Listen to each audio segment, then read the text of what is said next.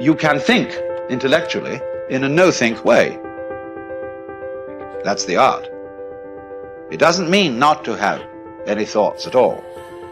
It means not to be fooled by thoughts, not to be hypnotized by the forms of speech and images that we have for the world, not to be hypnotized by them into thinking that that is the way the world really is. Don't let words limit the possibilities of life. The easiest thing I've done was to get out from under the labels and to live the life that I live. The most difficult thing I've ever done was to believe that I can do it. When you don't know what's impacting you, and it's something that's holding you down and you're not aware of it. You live in a dominant culture that is designed to destroy your sense of self and your belief in yourself, and you have to learn ways in which you can begin to connect with this power that you have within yourself to handle where you are. The key is to be constantly in a perpetual process of discovering the truth of who you are and fighting constantly to look for ways in which you can escape the inner conversation. Now it's the mental game. And that's where people get lost in life, get lost in that next level. You must get your fucking self out of the fucking sewer. No one's coming in the fucking sewer to get you. It's dark, it's nasty, there's rats down there. It's your brain. You are the only person that can pull yourself out. The easiest thing in the world to do is to complain. The easiest thing in the world to do is to be negative. It takes work to have a perspective that see things on the right side of the coin. You gotta fight for that. It takes work to show up every single day, and when things are not playing in our favor, to say, you know what, man, I'm gonna still show up, and I'm gonna give everything I got to it because I value what I'm a part of. It takes work to have the right perspective. Turn off things that can contribute to your fear. Turn a deaf ear to people that all they can do is talk about how negative things are because they have bought into the consciousness of the world. Start attending workshops, seminars, listening to tapes on a daily basis to begin to recondition your mind, to retrain your thinking. Faith comes by hearing and hearing and hearing. Listen to things that can empower you, that can enable you to create a new reality for yourself and a new life for yourself. Develop the interior core where it doesn't matter if people call you crazy. One of the things limiting you from your income, your impact, a world-class life, you care too much about what people think about you. Everyone has an opinion. Why let the opinions of other people deny you from a life that will make history? If you are distressed by anything external, the pain is not due to the thing itself, but to your estimate of it. And this you have the power to revoke at any moment.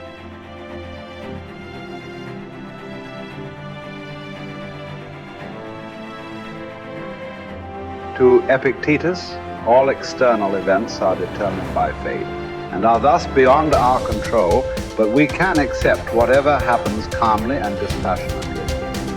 Individuals, however, are responsible for their own actions, which they can examine and control through rigorous self-discipline.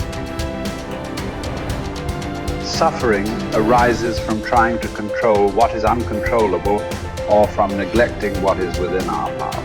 As part of the universal city that is the universe, human beings have a duty of care to all fellow humans. The person who followed these precepts would achieve happiness. If you choose, you are free. If you choose, you need blame no man, accuse no man. All things will be at once according to your mind and according to the mind of God.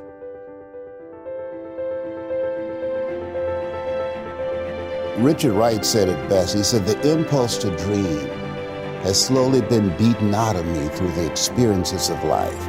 So when you live in a culture that is designed to destroy your sense of self, where you are marginalized, where you have a feeling of being hopeless and powerless, and you're terrorized. I remember going downtown with my mother, and I saw a water fountain. I think I was about 5 years old, and I ran and I drank from the water fountain. All of a sudden, She grabbed me by the neck and said, "Don't you ever do that again," and started punching me in the back of my head and my face, and got me down on the ground, punching me relentlessly. And I said, "Mama, please, it's me, Mama, it's me," with this crazed look in her eyes. And then a white policeman came, and he had a nightstick in his hand. He was hitting it in his left hand. He said, "Okay, all right, you beat that little nigger boy enough. Now, I won't have to beat him with this nightstick." And he walked away laughing. And my mother broke down and started crying and saying, "Leslie, I'm so sorry. I'm so sorry." I said, "Mama, why'd you beat me like that?" She said, "These water fountains are for white only, son. And if that cop had hit me with his nightstick, he would have to kill me. I fought him till he killed me, and I left you and your brothers and sisters by themselves to raise themselves. I'm so sorry." And the book called Learned Optimism, Seligman talk about the fact that between ages 0 and 5, we determine what's available to us and what's not available to us. And so that was a defining moment. I knew there are certain things I could not do, certain places I could not go. They used to have signs on Miami Beach that said, "Jews, dogs, and coloreds not allowed." And so now you have to operate within the constraints of the dominant society and the things that they've created for you. And it's a challenge to see yourself beyond that and to work to get outside of that, even after those laws have changed, because that has become so much a part of you. You unconsciously operate within the parameters of what has been put in place. Like you're driving on the expressway, the 405, and you'll get off on an exit that you weren't going in that direction, but you unconsciously did it because you've done it so many times that many people, because they're not making a conscious, deliberate, determined effort to think outside of what life has thrown at them, they end up doing the same thing over and over and over again. Einstein said that thinking that has brought me this far has created some problems that this thinking can't solve. And so through relationships, through reading, through studies, through goals and dreams beyond your comfort zone, it allows you to begin to live out of your imagination as opposed to out of your history. Disney said, the imagination is a preview of what's to come. And so as a kid, I dreamed a lot about taking care of my mother. I used to go with her to work, to clean homes, and she kept up children, and she cooked for these wealthy families. My mother could bake a sweet potato pie so good you couldn't eat it with your shoes on. You had to take your shoes off so you could wiggle your toes. And I used to look at these big, beautiful mansions and said, "Mama, what is it, Leslie? When I become a man, I'm gonna buy you a big, beautiful home just like this." "Oh, you don't have to do this." I said, "I know, but you didn't have to adopt us either." And you did. And so I'm here with you because of two women. One gave me life, the other one gave me love. God took me out of my biological mother's womb and placed me in the heart of my adopted mother.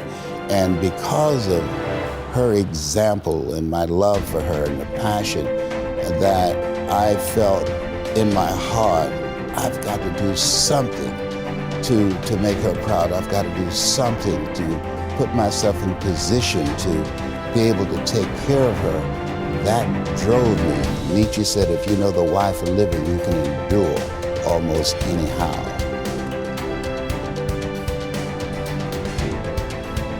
You journey to Olympia to see the work of Phidias. And each of you holds it a misfortune not to have beheld these things before you die. Whereas when there is no need even to take a journey, but you are on the spot with the works before you, have you no care to contemplate and study these? Will you not then perceive either who you are or unto what end you were born, or for what purpose the power of contemplation has been bestowed on you? Well, but in life there are some things disagreeable and hard to bear. And are there none at Olympia? Are you not scorched by the heat?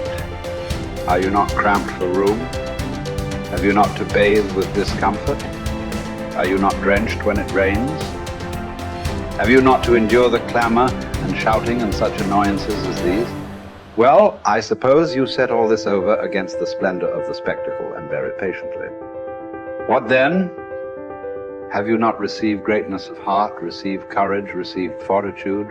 What care I, if I am great of heart, for aught that can come to pass?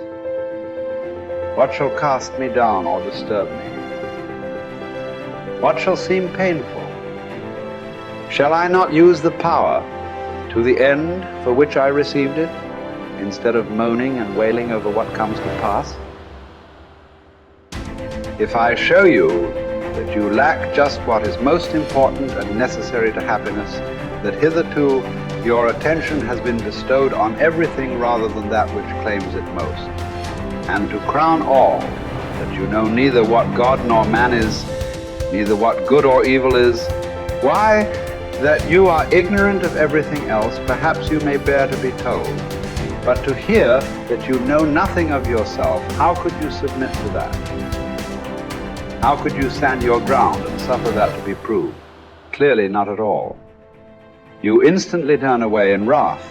Yet what harm have I done to you? Unless indeed the mirror harms the ill-favored man by showing him to himself just as he is. Unless the physician can be thought to insult his patient when he tells him, "Friend, do you suppose there is nothing wrong with you? While you have a fever, eat nothing today, and drink only water." Yet no one says, "What an insufferable insult." Whereas if you say to a man, "Your desires are inflamed, your instincts of rejection are weak and low, your aims are inconsistent, your impulses are not in harmony with nature, your opinions are rash and false," he forthwith goes away and complains that you have insulted him.